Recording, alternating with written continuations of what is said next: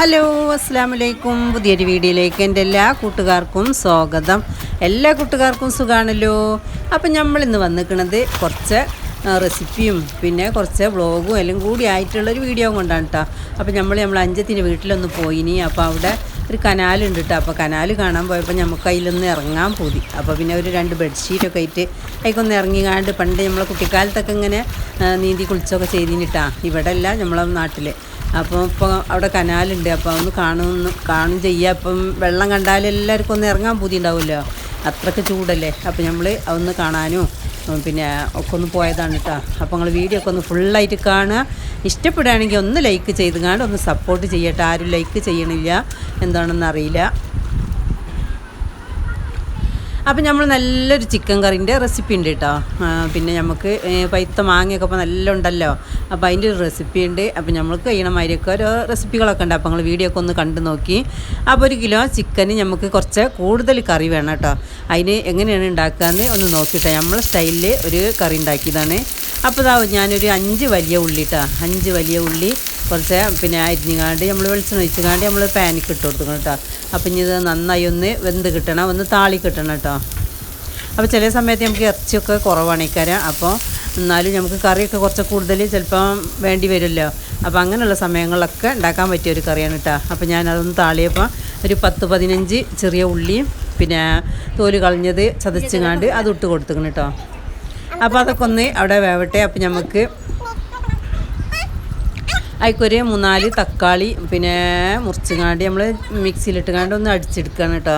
ഇനി വേവിച്ചുകാണ്ട് അടിച്ചാലും വേണ്ടിയില്ല, ഇനി നമ്മൾ വേവിക്കണോണ്ട് ഇനി വേവിച്ചില്ല വെച്ചിട്ട് കുഴപ്പമില്ല കേട്ടോ. അപ്പോൾ നമ്മൾ അടിച്ചെടുക്കാൻ പോവുകയാണ്. ഒരു 5 തക്കാളി, അത്യാവശ്യം വലിപ്പമുള്ള 5 തക്കാളി നമ്മളൊന്ന് അടിച്ചെടുക്കുന്നുണ്ട്. അപ്പോൾ നല്ല അടാർ ഐറ്റം ചിക്കൻ കറിയാണ് കേട്ടത്. അപ്പം ഇതാ നമ്മൾ അതിക്കൊരു 2 പൊടി തേങ്ങയും പിന്നെ ഈ കുറച്ച് ഇതുണ്ടല്ലോ അണ്ടിപ്പരിപ്പിൻ്റെ ചെറിയ പൊട്ട് അതും കൂട്ടിക്കാണ്ട് നമ്മളൊന്ന് അരച്ച് വെച്ചിക്കണം കേട്ടോ. അപ്പം തേങ്ങ കുറവുണ്ടെങ്കിൽ അത് കൂട്ടിയാൽ മതി, അല്ലെങ്കിൽ വലിയ അണ്ടിപ്പരിപ്പ് ആയാലും വെച്ചിട്ടും കുഴപ്പമില്ല. അപ്പം എന്നാൽ നമ്മളതൊക്കെ റെഡിയാക്കിക്കണേ. അപ്പോൾ നമ്മളിതാ ചിക്കന് ചട്ടിക്ക് ഇട്ടുകാണ്ട് നമ്മൾ പിന്നെ വാട്ടി വെച്ച ഉള്ളിയും തക്കാളി പേസ്റ്റും ഒക്കെ അതിക്ക് ഇട്ട് കൊടുത്തിട്ടാ. അതിക്ക് പാകത്തിന് ഉപ്പിട്ട് കൊടുത്ത് അതിക്കൊരു 2 സ്പൂണ് ഇഞ്ചി വെള്ളുള്ളി പേസ്റ്റും ഇട്ട് കൊടുത്ത്. അപ്പോൾ തന്നെ നമ്മളിഞ്ഞ് മുളക് പൊടി നമുക്ക് പൊടിച്ച് കൊടുക്കുന്ന കേട്ടോ. അപ്പോൾ നമ്മൾ വരിസക്കാലത്തേക്ക് ഉണ്ടാക്കി വെച്ചതാണ് കേട്ടത്. അപ്പോൾ ഒരു കവറൊക്കെ ഇട്ടുകാണ്ട് കേട്ടോ ഞാൻ വെക്കലെല്ലാം, ഞാൻ മുളക് പൊടിയൊക്കെ പൂത്ത് പോകും. അത് നല്ലൊരു ടിപ്പാണ് കേട്ടോ. അപ്പോൾ എല്ലാവരും അങ്ങനെ ചെയ്ത് നോക്കേണ്ടി. അപ്പം വരിസക്കാലത്തേക്കൊക്കെ നമ്മൾ കരുതി ഉണ്ടാക്കി വെക്കുമ്പോഴേ അത് നന്നായി കവറിലൊക്കെ ഇട്ടുകാണ്ട് വെക്കണം കേട്ടോ. അപ്പോൾ അതായിരിക്കും ഞാൻ 2 സ്പൂണ് മുളക് പൊടി, 2 സ്പൂണല്ല 3 സ്പൂൺ മുളക് പൊടി, കാശ്മീരി മുളക് പൊടിയും കലർന്നതാണ്.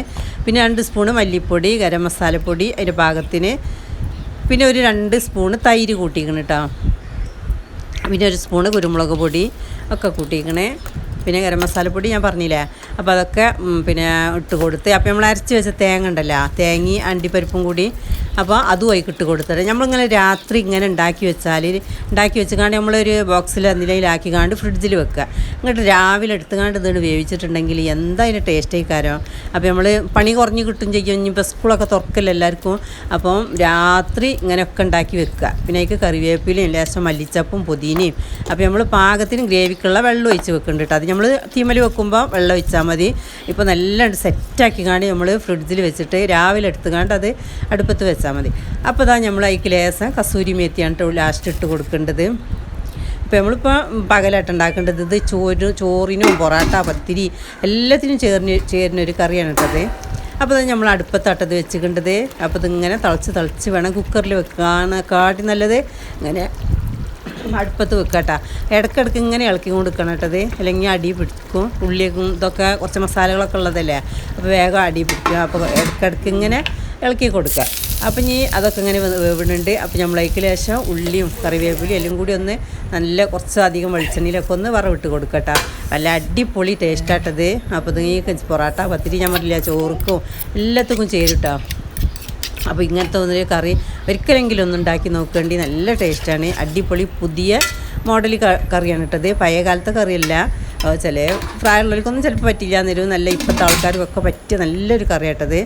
അപ്പോൾ ഇതാ നമുക്ക് കുറച്ച് വിളവിളച്ചിട്ടുള്ള കുറച്ച് മാങ്ങ കിട്ടിയിട്ടാണ് നല്ല വയത്തിന്. അപ്പോൾ എന്നാലും ഞാനൊക്കെ ഞാൻ ജ്യൂസ് അടിച്ച് അപ്പോൾ അതിൻ്റെ ബാക്കി ഇനിയിപ്പോൾ ജ്യൂസ് ഇനി പോകില്ല. അപ്പോൾ ഞാൻ എന്ത് പണി ഇത് തോലൊക്കെ ചെത്തിങ്ങാണ്ട് തോല് ചെത്തല്ല അങ്ങനെ വരടി എടുത്ത് കേട്ടോ അത്രയ്ക്ക് പഴുത്തിന്. അപ്പോൾ അത് പിന്നെ വീഡിയോയിൽ കാണിച്ചിട്ടില്ല. പിന്നെ മക്കൾക്കൊന്നും കാണിച്ചു കൊടുത്തില്ല, ഞാൻ തന്നെ എടുത്തിട്ടാണ്. അവർക്കൊക്കെ അർപ്പാവും ആയി വിചാരിച്ചിക്കാണ്ട് അത്രയ്ക്ക് പഴുത്തതാട്ടത്. ഇച്ചിരി കേടൊന്നുമില്ല, മരുന്നൊക്കെ ഇട്ട് വരുന്ന മാങ്ങല്ലേ, കുഴപ്പമൊന്നുമില്ല ഇനി. അപ്പോൾ ഞാൻ മിക്സിൻ്റെ ജാറിൽ അത് അരച്ചിക്കാണ്ട് തീ കത്തിച്ചിട്ടില്ല കേട്ടോ. അപ്പോൾ ഒരു പാനിക്ക് ഒഴിച്ച് കൊടുത്തിക്കണേ. അപ്പോൾ ഒരു 1/2 ഗ്ലാസ് പാലിട്ടാ, കട്ടിപ്പാലാണ്. അപ്പോൾ അത് ഒഴിച്ച് കൊടുത്തിക്കണേ. പാൽ കുറച്ച് ദിവസം കൊണ്ടുവന്നിട്ടിട്ടാ. അപ്പോൾ ഇനി ചായക്കൊന്നും ഇത് പറ്റില്ല. അപ്പോൾ ഇങ്ങനെയൊക്കെ ഉണ്ടാക്കുമ്പോൾ പിന്നെ കേടില്ലല്ലോ. അങ്ങനെയൊക്കെ പാൽ ചായക്ക് പറ്റാത്ത പാലൊക്കെ ഉണ്ടെങ്കിൽ ഇങ്ങനെയൊക്കെ ചെയ്താൽ മതി കേട്ടോ. അപ്പോൾ നമ്മൾ അടുപ്പത്ത് വെച്ചിക്കാണ്ട് ഒന്നിട്ട് പിന്നെ അതിങ്ങനെ മിക്സിന് ജാറ് കൈകിയ വെള്ളം ഒഴിച്ചിട്ടുള്ളൂ കേട്ടോ.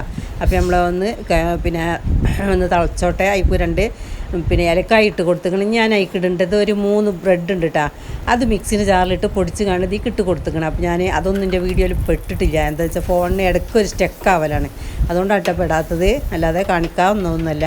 അപ്പോൾ ഞാൻ അതും കൂടി ഇട്ട് കാണി നന്നായിട്ട് വേവിച്ചെടുക്കുകയാണ് കേട്ടോ. വല്ലാതെ വേവാനൊന്നും ഉണ്ടാവില്ല. അപ്പോൾ അത് വേവിച്ചെടുത്ത് അപ്പോൾ ഒരു പാത്രം ലേശം ഓയിൽ പറ്റിക്കാണ്ട് വെച്ചിക്കണം കേട്ടോ. അപ്പോൾ നമ്മൾ ഇതിക്കൊന്നും ഒഴിച്ച് കൊടുക്കുക. അപ്പോൾ ഇത് എന്താണെന്നറിയോ, ഈ പുഡിങ്ങറ്റല്ലേനോ ഈ കേക്കിൻ്റെ ഒക്കെ ഒരു ചുവട്ടാ.